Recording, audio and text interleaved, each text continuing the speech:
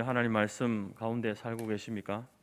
저희들은 이제 이 출애굽기 말씀을 통해서 하나님의 이 구원의 계획들이 어떻게 역사 가운데 성취되어져 가는지를 말씀을 통해서 우리가 묵도하고 있습니다.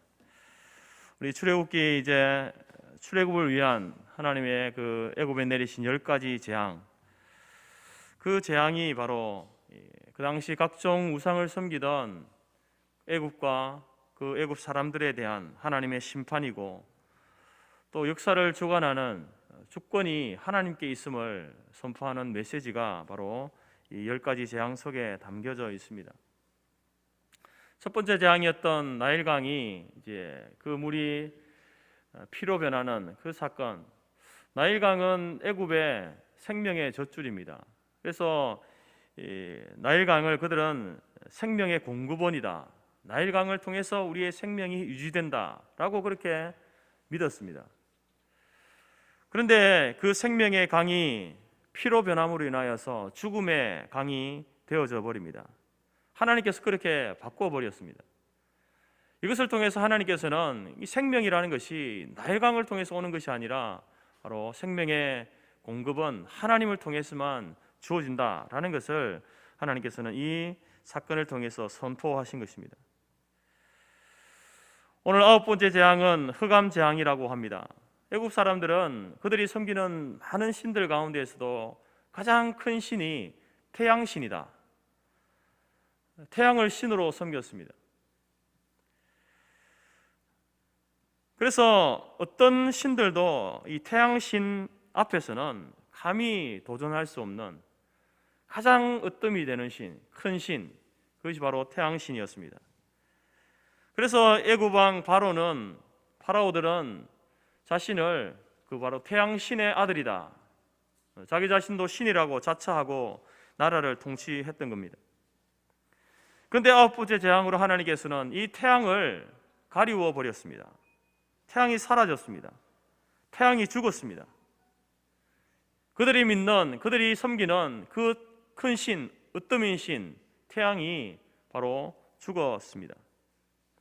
이는 바로 하나님만이 참된 신이고 하나님만이 가장 높으신 분이다라는 사실을 선포하고 있는 것입니다.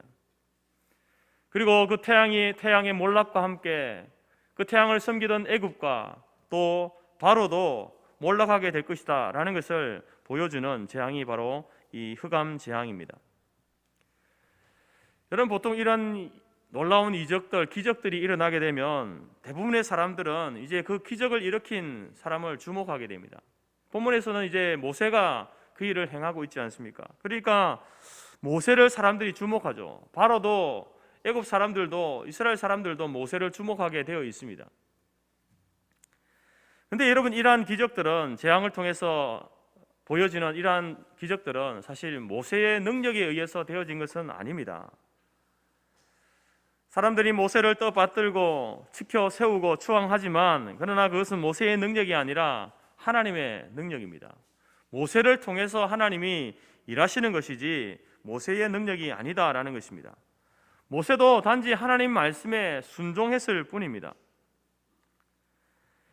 이런 재앙에 대한 계획을 가지고 계신 분도 하나님이셨고, 그 계획을 실행하시는 분도 하나님이십니다.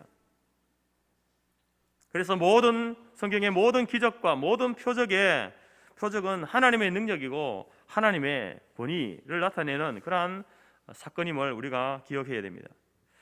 물론 이러한 과정 속에서 하나님께서는 모세의 권위를 높여주십니다. 모세를 바로 앞에 서게 할 때에 모세를 신이다라고 그들이 생각했던 것처럼 그 하나님의 그 권세를 모세에게 주신 것은 사실입니다. 그러나 여러분, 정말 높임을 받으셔야 할 분은 모세가 아니라 여호와 하나님이십니다.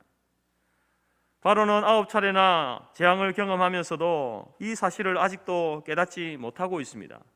그래서 어떨 때는 모세가 신처럼 보이기도 하고, 또 어떨 때는 저기 광야에서 양을 치는 목동처럼 보이기도 하고, 그러다 보니까 어떨 때는 두려움 가운데 있다가도 또 어떨 때는 그 마음이 완고해지는 대로 그 마음대로 이렇게 행동하는 그 반복하는 모습들을 보게 되는 것입니다. 사랑하는 성도 여러분, 역사의 주인은 오직 여호와 하나님이십니다. 모든 일을 이루어 가시는 분은 하나님이십니다. 이런 하나님의 일에 쓰임 받으면 쓰임 받는 사람이 위대하게 보이게 됩니다. 하나님께서는 그 사람을 높여주시는 것입니다.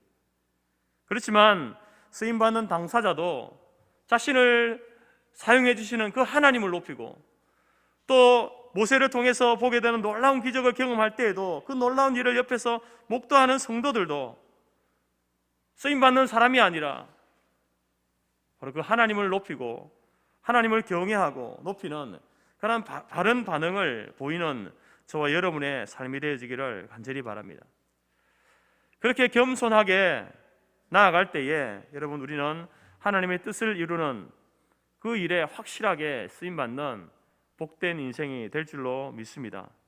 하나님을 높일 때에 혹 우리 가운데에 여러분, 우리가 실수하고 잘못하여서 하나님의 징계가, 하나님의 진노의 막대기가 우리에게 있을 때에 우리가 그렇게 겸손하게 나가게 되면 여러분, 그 진노의 막대기를 거두시고 자비와 긍휼의 은혜를 베푸시는 하나님이신 줄 믿습니다. 우리가 이제 이 흑암 재앙을 통해서 하나님께서 우리에게 전해주고자 하시는 메시지, 말씀이 무엇인가? 오늘 본문의 말씀을 통해서 세 가지로 한번 살펴보겠습니다. 첫 번째, 하나님께서 이 흑암 재앙을 통해서 주시는 메시지는 바로 이 재앙은 경고 없이 주어지는 재앙이다라는 겁니다.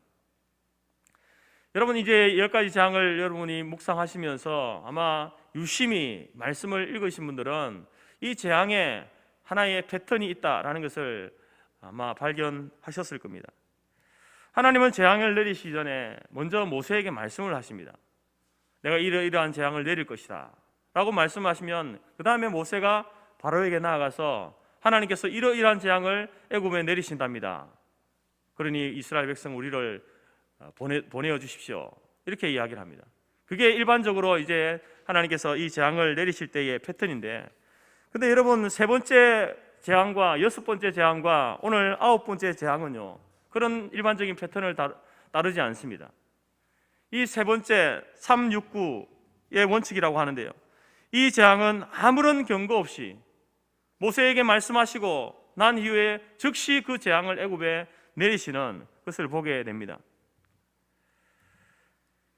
여러분, 하나님께서 일반적으로 모세를 통해서 모세에게 이야기하시고 모세가 바로에게 가서 경고하고 그리고 난 다음에 재앙을 내리시는 것이 그 일반적인 모습인데, 오늘 본문에서는 그렇게 그 원칙을 따르지 않고 모세에게 말씀하시고 바로 모세를 통해서 흑암 재앙을 내리시는 것을 보게 됩니다. 물론 하나님께서 굳이 우리에게, 여러분, 하나님이 복을 내리시거나 또 재앙을 내리실 때에 우리에게 경고해야 될, 미리 예고해야 될 의무가 하나님께 있는 것은 아닙니다. 하나님께서 그렇게 하시면 하시는 거죠. 경고를 해주시면 감사한 것이고, 또 그렇지 않으면 또 그것을 우리가 받아들일 수밖에 없습니다. 그런데 오늘 이 재앙 가운데에서 세 번째, 여섯 번째, 아홉 번째는 예고하지 않는 데는 분명히 아마 이유가 있을 겁니다. 하나님께서 그렇게 하시는 데는 아무런 의미 없이, 이유 없이 하시는 것이 아닌 것이죠.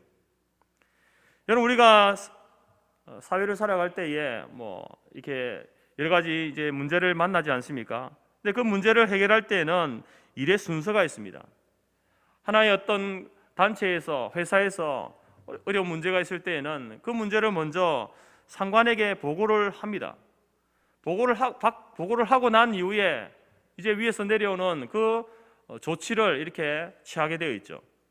그게 일반적인 이제 일하는 방식이지 않습니까? 그렇지만 그 사안이 심각하고 급박한 경우에는 먼저 우리가 조치를 취하고 난 이후에, 그러고 난 후에 이제 상관에게 보고를 하게 되어 있습니다.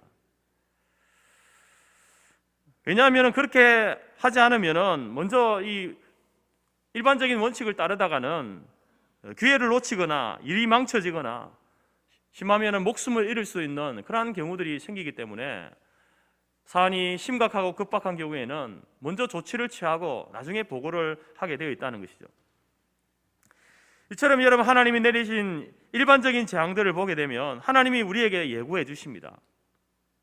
그리고 난 다음에 그 후에 재앙을 내리시는데, 세 번째, 여섯 번째, 아홉 번째 재앙은 아무런 예고 없이 바로 재앙을 내리신다라는 것은 그만큼 급박하다는 겁니다. 심각하다는 겁니다. 하나님이 그렇게 할 수밖에 없는 심각한 지경에 와 있다라는 것을 의미하는 것이죠. 여러분, 지금까지 바로는 모세를 통해서 여러 차례 말씀을 들었으면서도 의도적으로 불순종하는 그 완악한 모습을 보이고 있지 않습니까? 그래서 그것에 대해서 하나님께서는 징계를 하시는 것입니다. 또 하나는 그렇게 예고 없이 미리 알려주지 않는 이유는 바로 우리의 인생이라는 것이 우리가 예측 불가능한 것이 우리의 인생임을 오늘 이 사건을 통해서 말씀해 주고 있고, 또 마지막 종말의 그 심판, 하나님의 심판도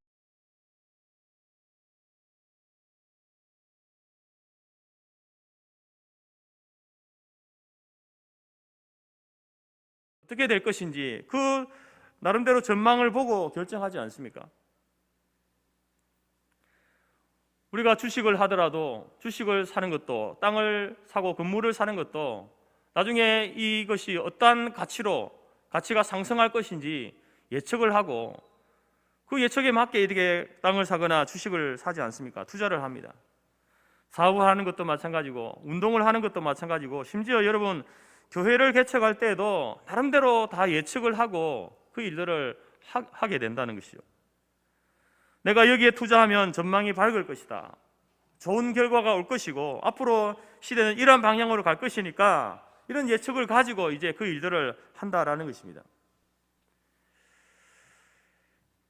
그럼 물론 그 예측을 사람들이 그렇게 예측하기를 좋아하고, 또 예측한 대로 사실 되어지는 경우도 있지만 되어지지 않는 경우도 있습니다. 그렇다 하더라도 그 사람은 자기가 예측한 대로 그 일들을 진행시켜 나간다라는 것입니다. 그런데 오늘 본문 가운데 하나님께서 흑암 재앙을 내리실 때에는 전혀 예고하지 않습니다. 모세에게만 알리시고 즉시 시행하시죠.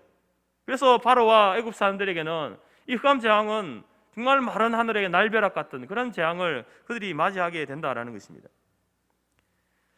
여러분, 이 사실을 통해서 우리가 기억해야 될 것은 바로 우리의 인생은 많은 부분들을 우리가 예측하며 살아가지만 예측할 수 없는 것이 우리의 인생이다라는 것을 우리가 기억해야 된다라는 겁니다. 나름대로 우리가 예측하지만 예측한 대로 되어지지 않는 경우가 허다한 것이 인생입니다. 하나님께서 왜 이렇게 완고하게 이렇게 대응하실까요? 왜 일반적으로 하시던 방법 그대로 예고해 주시고 재앙을 내리시면 될 텐데 왜 이렇게 갑작스럽게 하실까요? 바로 왕은 앞서서 내린 그 재앙들을 볼 때에, 재앙이 있을 때마다 그가 완고하게 행하는 이유는 이것이 마지막 재앙이겠지, 이것으로 끝나겠지, 잠깐 위기만 모면하면 되겠지 라는 생각을 하고 버텼던 겁니다. 그런데 이 바로 왕의 이러한 예측이 빗나가게 되었습니다. 만약에 여러분 바로가 예측하기를 이스라엘 하나님이 재앙을 내리실 때에 자기 장자가 죽을 수도 있다라는 사실을 예측했다고 한다면 여러분, 끝까지 바로가 고집을 피웠을까요? 애굽이 자기가 고집하고 이스라엘 백성을 내보내지 않으면 이 나라가 쑥대밭이 될 것이다, 여기까지만 생각했어도, 예측했어도 결코 그는 두세 번 정도 하나님 앞에 징계를 받다가 아마 이스라엘을 내보냈을 겁니다. 그러나 자기가 예측한 대로 되어지지도 않았고 또 실제적으로 일어나야 될 일을 그는 예측할 수 없었습니다. 이처럼 우리의 인생은 자신의 미래를 알 수 없습니다. 예측한다고 해도 예측한 대로 되어지지 않는 것이 인생이다라는 것입니다.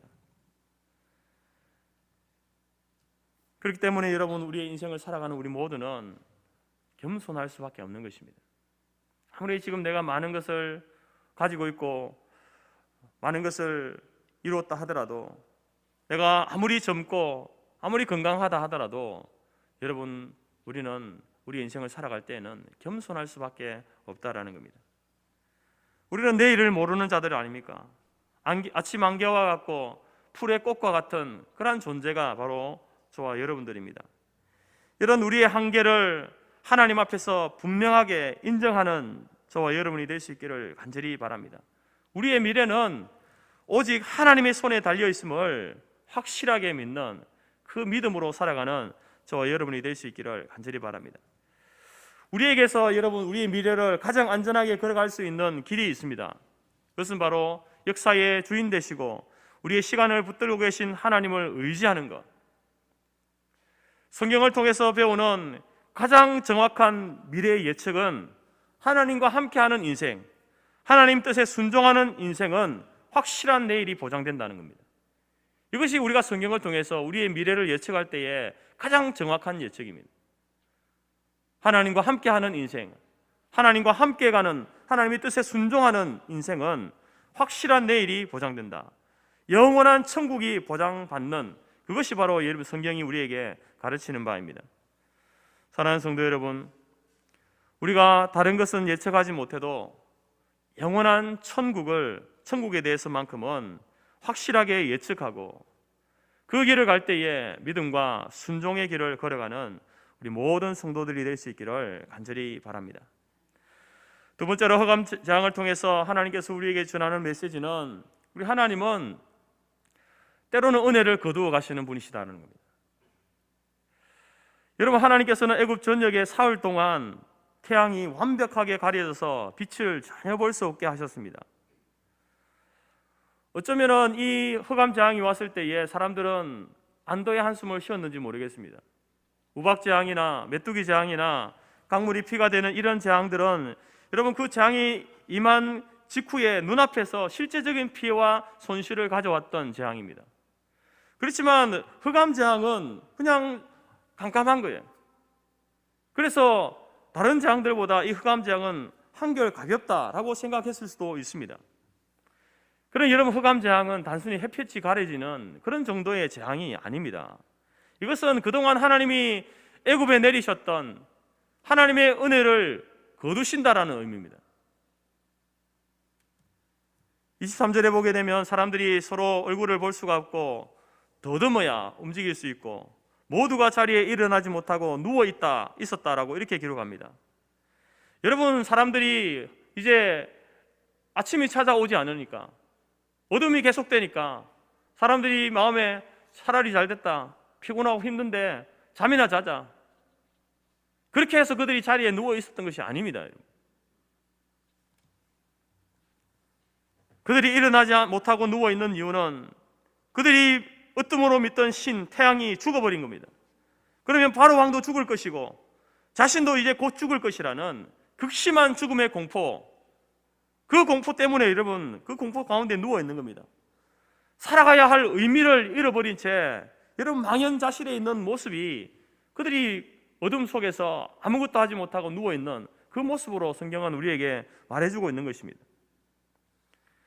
여러분, 우리가 여러분의 이제 집 가정에서 그 구조를 잘 알고 또 가구들의 위치도 잘 알고 잘 알지 않습니까? 그런데 여러분, 그렇다 하더라도 갑자기 이렇게 밤중에 캄캄해지면은 아무것도 보이지 않게 되면은 자기도 모르게 잘 아는 집이지만 손을 내밀어서 더듬게 되어 있습니다.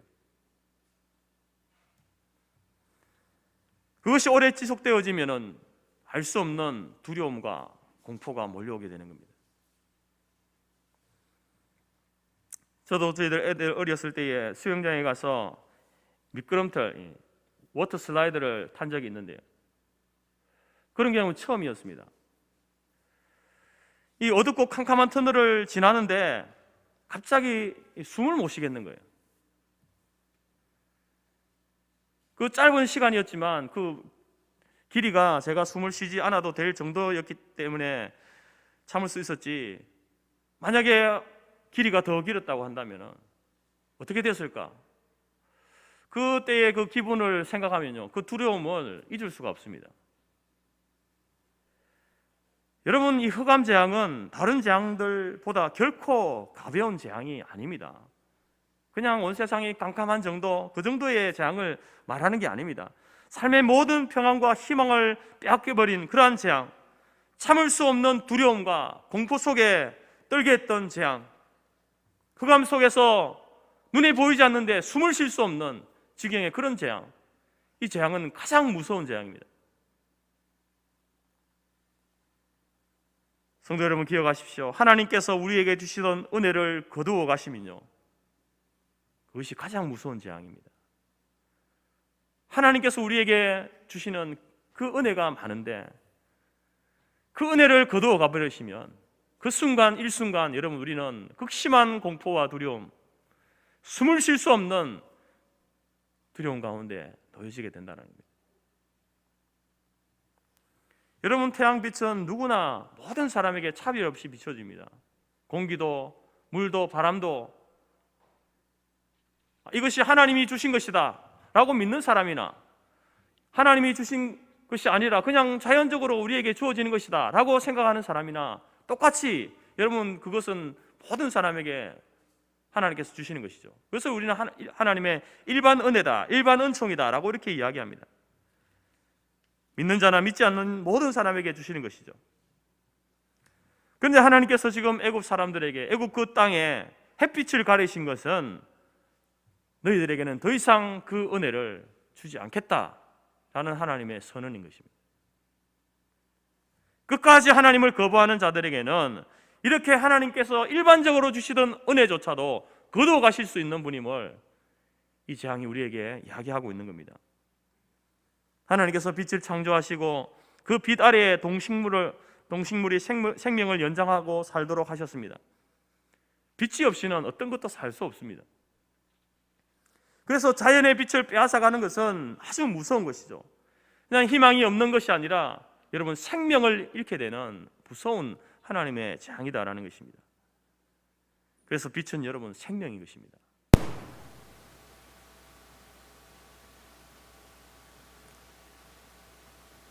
여러분, 하나님께서 애굽 사람들에게 비춰주시던 그 빛을 잠시 동안, 3일 동안이라고 하지 않습니까? 그 3일 동안 거두어 가셨습니다.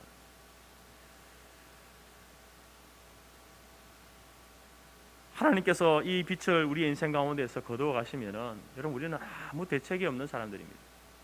어떻게 할 수가 없습니다. 요즘 백신 때문에 난리 아닙니까? 확보했다고 했는데 언제 들여올지 모릅니다. 이런 것들은 여러분 조금 기다리면, 참으면 됩니다.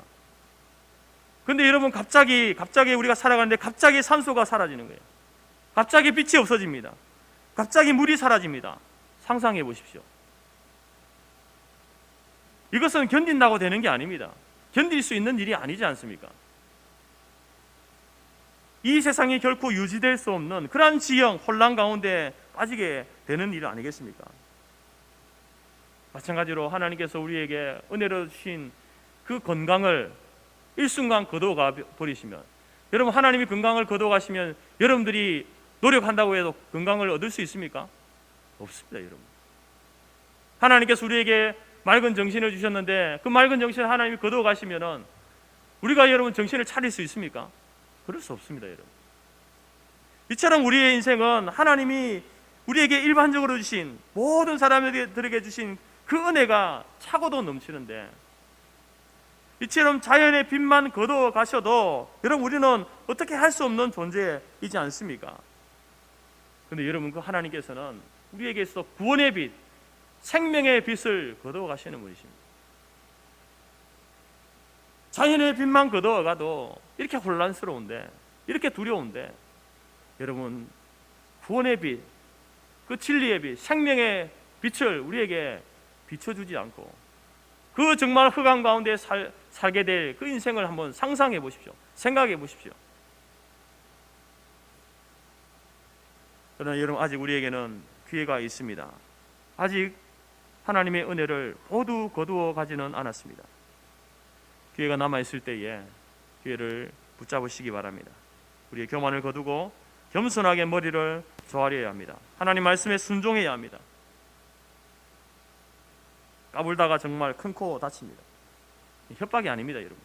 오늘 바로 이 하나님을 정말 사랑하기 때문에, 하나님께서 정말 사랑하기 때문에 모세를 통해서 주시는 하나님의 메시지인 것입니다.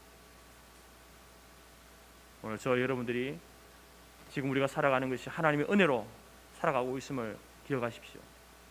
모든 사람들에게 주시는 그 은혜 속에 살고 있고, 또 특별히 우리에게는 특별하게 우리에게 주시는 그 구원의 빛을 비춰주심으로 우리가 하루하루를 살아가고 있음을 잊지 말고 감사함으로 겸손함으로 살아가는 저와 여러분이 될 수 있기를 간절히 바랍니다. 세 번째로 흑암제형을 통해서 하나님께서 우리에게 전하는 메시지 세 번째는 아직 우리에게는 빛이 있다라는 것입니다. 여러분, 애굽 전역에 이제 흑암이 뒤덮었을 때에 이스라엘 사람들이 사는 땅은 빛이 있었다라고 23절에 말씀하고 있습니다. 애굽 전역에 어둠이 있는데 이스라엘 사람들이 사는 그 지역만 빛이 있었다라는 겁니다. 애굽 사람들은 그 흑암 가운데 공포에 떨고 있습니다. 그런데 이스라엘 사람들이 사는 곳에 빛이 있는 겁니다. 왜 이스라엘 사람들이 있는 곳에만 빛이 있을까요? 왜 하나님께서는 이스라엘 백성이 있는 그곳에만 빛을 비춰주십니까? 여러분, 이것은 바로 진리의 태양이신 하나님께서 그들과 함께 하셨기 때문에 그 이스라엘 백성이 있는 그곳은 어두울 수가 없는 겁니다. 23절에 보게 되면 이스라엘 자손이 거주하는 곳에 흑암이 없었더라 이렇게 말하지 않고 이스라엘 자손이 거주하는 곳에 빛이 있었더라 이렇게 말합니다. 부정적인 표현을 쓰지 않고 긍정적인 표현을 쓰지 않습니까? 흑암이 있었다, 흑암이 없었다 이렇게 말하지 않고 빛이 있었다 이렇게 말합니다. 이 말은 여러분, 하나님이 그들과 함께 계셨다, 하나님의 은혜가 여전히 이스라엘 백성들 그들 가운데에 머무르고 있었다라는 그 표현입니다. 요한계시록을 보게 되면 새 하늘과 새 땅을 묘사할 때에 그곳에는 햇빛이 쓸데없다, 천국에는 햇빛이 쓸데없답니다. 왜냐하면 하나님의 그 영광의 광채가 비추는 곳이기 때문에 햇빛도 별 쓸데가 없는 거예요. 그러면서 천국은 다시는 밤이 없겠다라고 이렇게 이야기합니다. 햇빛조차 쓸데없는, 어두움이 전혀 없는 곳, 그것이 바로 새하늘과 새 땅, 천국, 하나님의 온전한 통치 가운데 있는 그곳이다라고 이렇게 성경은 이야기하고, 그래서 사도 바울은 그의 편지에서 하나님을 믿고 하나님과 함께하는 사람들은 빛의 자녀들이다, 너희는 다 빛의 아들이고 낮의 아들이다 라고 이렇게 이야기하는 겁니다. 하나님의 그 빛이 우리에게 비춰지니까, 하나님을 믿고 하나님을 신뢰하고 나아가는 자들에게는 그 빛이 비춰지니까 바로 우리가 그 흑암 가운데 있는 세상 속에서 우리가 빛의 아들이다, 밤의 자녀가 아니라 낮의 아들이다 라고 이렇게 이야기하고 있는 겁니다. 사랑하는 성도 여러분, 아무리 세상이 깜깜한 시대, 아무리 절망스럽고 불안한 시대를 살아가더라도 하나님과 함께 하심을 믿는 사람, 믿음으로 사는 사람은 결코 그 인생에 어두움이 없습니다. 하나님이 우리의 길을 비춰주시고 또 우리 자체도 반사체가 되어져서 세상 가운데 빛으로 살아가기 때문에 결코 어두운 인생을 살아갈 수 없다라는 것입니다. 예수님께서도 어두운 세상에 빛으로 오셨습니다. 모든 죄와 두려움과 공포를 몰아내고 우리에게 희망과 기쁨과 평안을 주시기 위해서 오신 분이 바로 예수님이십니다. 우리 인생 앞에 있는 모든 어두움을 다 걷어내신 분, 그분이 바로 예수님 아니겠습니까? 우리의 두려움을 제거하시는 분, 절망을 끝나게 만들고 우리에게 새로운 소망을 품게 하시는 분, 그분이 바로 우리 예수 그리스도이십니다. 그래서 아무리 못난 사람도, 아무리 재산이 없고 세상 학문이 부족해도 오늘 내가 예수 그리스도 안에 있고 주의 말씀이 내 안에 비친다고 한다면 우리는 불안하게 살 이유가 없는 것입니다. 공포와 두려움 가운데 살 이유가 없습니다. 그러나 여러분, 오늘 보십시오. 같은 땅에 발을 딛고 살고 있습니다. 그런데 어디에는 흑암이 지배하고 있고 어디에는 빛이 있습니다. 같은 사람들인데도 하나님께 복을 받는 사람이 있고 하나님의 진노를 받는 사람들이 있습니다. 한 사람에게는 일이 되게 하시고 어떤 사람에게는 하나님께서 일을 계속 막으시는 그 섭리의 모습들을 보게 됩니다. 같이 공부해도 누구는 성공하는데 누구는 실패하는 인생들이 있지 않습니까? 왜 그럴까요? 왜 이렇게 다릅니까? 다른 결과가 나옵니까? 같은 곳에 살고 있고 같은 일을 하고 있는데 왜 이런 다른 결과가 나옵니까? 여러분, 관건은 바로 하나님이십니다. 하나님이 함께 하느냐, 하나님이 기뻐하는 일을 하느냐, 하나님의 사랑을 받고 있느냐, 이것이 바로 여러분 인생의 성공의 성패를 좌우하는 것이죠. 혹시 여러분들 가운데에 근심과 걱정과 불안과 두려움 때문에 낙심하고 좌절하는 상태에 있다고 한다면 예수 그리스도를 여러분의 인생에 확실하게 주인으로 모셔드리시기를 바랍니다. 예수님이 우리의 빛이 되어주십니다. 우리의 희망이 되어주시고 예수님께서 우리의 미래를 열어주시는 분이시기에 그분을 주인으로 영접하면, 그분을 나의 하나님으로 믿고 섬기게 되면 여러분 모든 어두움이, 절망과 두려움이 물러가게 될 줄로 믿습니다. 예수님을 삶의 주인으로 섬기고 또 나에게 가장 귀한 것을 주님께 내어드리는 그 사람은, 그 인생은, 미래는 든든합니다. 흔들림이 없습니다. 결코 망할 수가 없는 것입니다.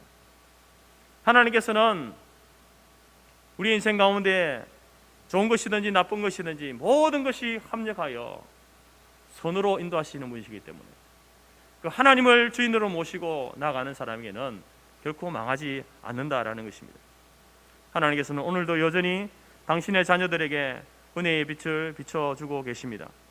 하나님께 순종하려는 사람에게는 하나님을 아는 지혜와 미래에 대한 소망과 평안과 축복의 빛을 비춰주십니다. 그 하나님의 말씀 속에 여러분, 말씀은 흑암 가운데서도 깜깜한 중에서도 볼 수 있는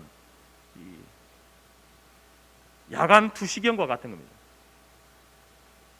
TV를 보면 투시경을 쓰면 밤인데도 이렇게 보이지 않습니까?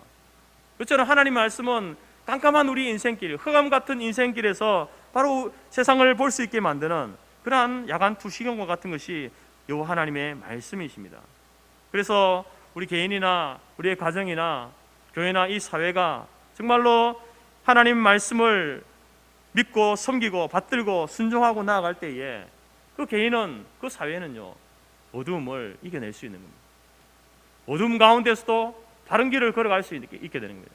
어둠 속에서도 넘어지지 않고 바른 길을, 목적지를 향해서 나아갈 수 있게 된다는 것이죠. 그래서 여러분 시편의 말씀 가운데서 여호와의 말씀은 내 발의 등이고 내 길의 빛이다, 이런 고백을 하는 겁니다. 그 말씀 붙들고 인생을 살아갔던 그 수많은 신앙의 우리 선조들이 이러한 고백을 하고 있는 것 아닙니까? 이 말씀이 허감과 절망의 시대를 살아가는 우리 모두의 고백이 될 수 있기를 간절히 바랍니다. 말씀을 맺겠습니다. 바로는 모세 앞에 이상한 제안을 합니다.